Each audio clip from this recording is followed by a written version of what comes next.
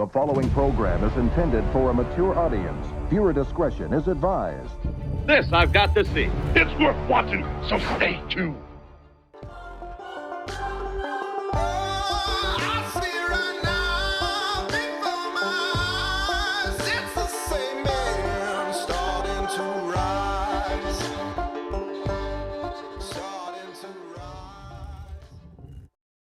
Oh, yeah. We start on the platform of fun and comedy, and we dive into the shit on the show here every single day. I've got 3 posts from the forum. We'll see what we can get into today. We kick up off the bottom of the pool, guys, with a perspective and a plan. That's why we're here, to be on fire in our chest for our own self and to be on fire in life and have her be on fire in our relationship as well. This is Miss Cynthia Kruse. I'm Jeff Allen. If you missed yesterday, that's an inside joke. I'm Jeff Allen. This is Miss Cynthia Kruse. No, don't do that. The only woman allowed in this show for her feminine professional perspective, and her professional perspective is don't do that on camera. It might be advisable. That's advisable to not do that. Yes. Don't. Oh my goodness. All right, gentlemen, good to see you. Kyle's here as well. Yeah, buddy. Love when you guys have your camera on. Let's go ahead and jump in today. Let's see what Cynthia's sexcapade spot's going to be for today. How to seduce her with your eyes. Apparently, I've seduced all of her clothes off thus far. That's what happens. The right kind of eye contact. That just Powerful. Yeah, baby. It's like Superman. I'm your Huckleberry. That's seduced her. That's right. It's the superpowers. Bam, you have no clothes. Well, we're going to teach you how to use the superpower of laser beaming her clothes off today. How to seduce her with your eyes.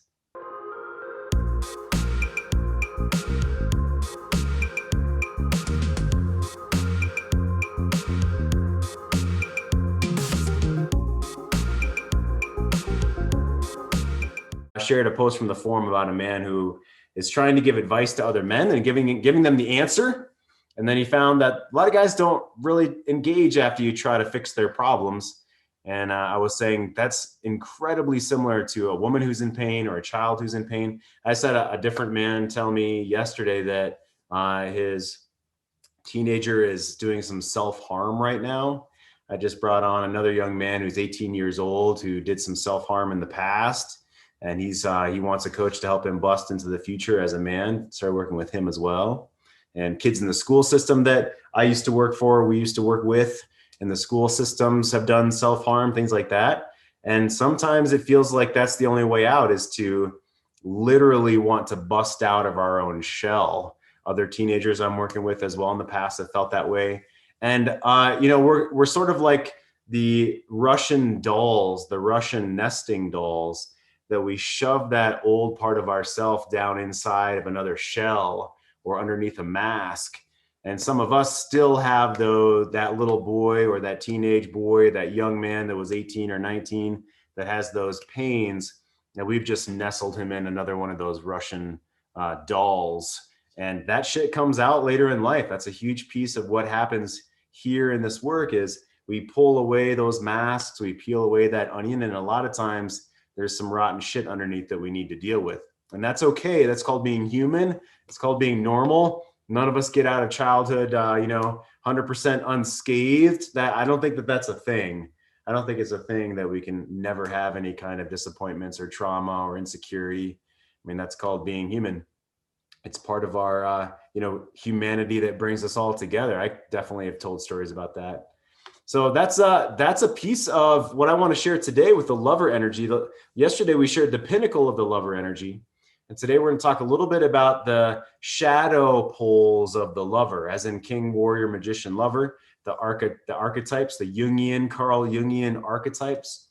And today is more of the shadow. So I'm going to share a couple pieces of that. We got some Zan Purian as well from Alabaster Girl, and the book King, Warrior, Magician, Lover. If you haven't read that yet, it's from Moore and Gillette, 2 authors.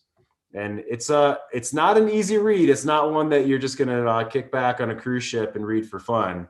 It's one when you want to really uncover what's going on for you. It's a different facet on that. It's a different take on, why do I keep repeating the same problems?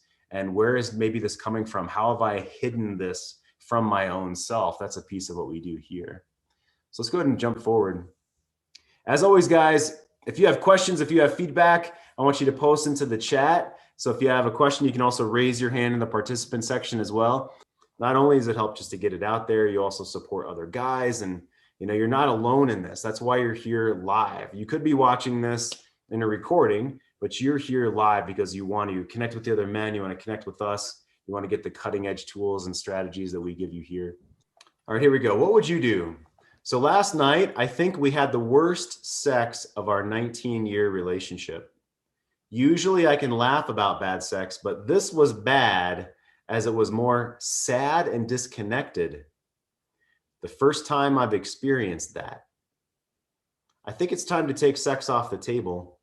Talking to her today, she said she forced the sex because she felt we needed to have it as it had been a few weeks since our last time. There must be some way of being or something in our past that is making her feel this pressure. Any recommendations on how to lead this? Should I set a time limit, 30 to 60 days, or is it best to pull it, then say okay when we both say it's okay? Question mark. So it was bad sex because it felt sad and disconnected. When he asked her today, she said she forced it because she felt we needed to have it as it had been a few weeks since our last time. Okay, this one's a little bit nuanced. There's definitely some things we can get into here. This is not just a hard and fast, black and white, but I'd love for you guys to start us off. What do you think? What would you do in this spot? Looks like Rob came in, Richard came in, Walters came in. Good to see you guys.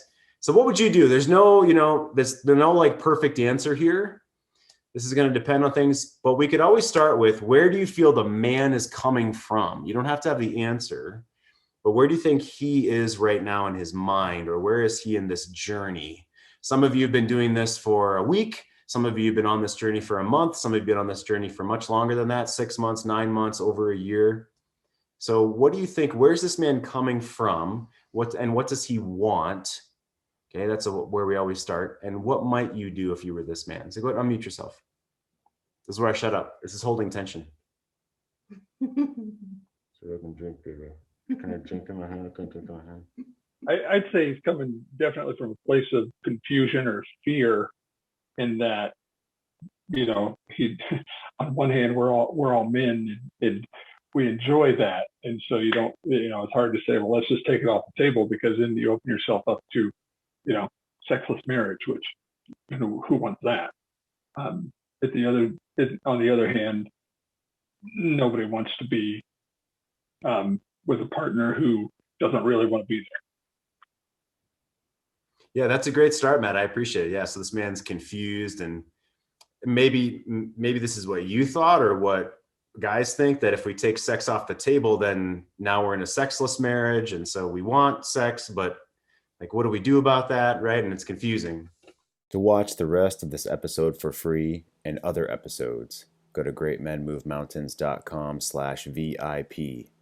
Punch in your info and watch the rest for free. Get more affection, love, and sex in your marriage. Get less paralyzing fear and rejection. Never miss an episode. Watch anytime, anywhere, 3 a.m. on the toilet. Get full episodes. GreatMenMoveMountains.com/VIP. The C Note Show.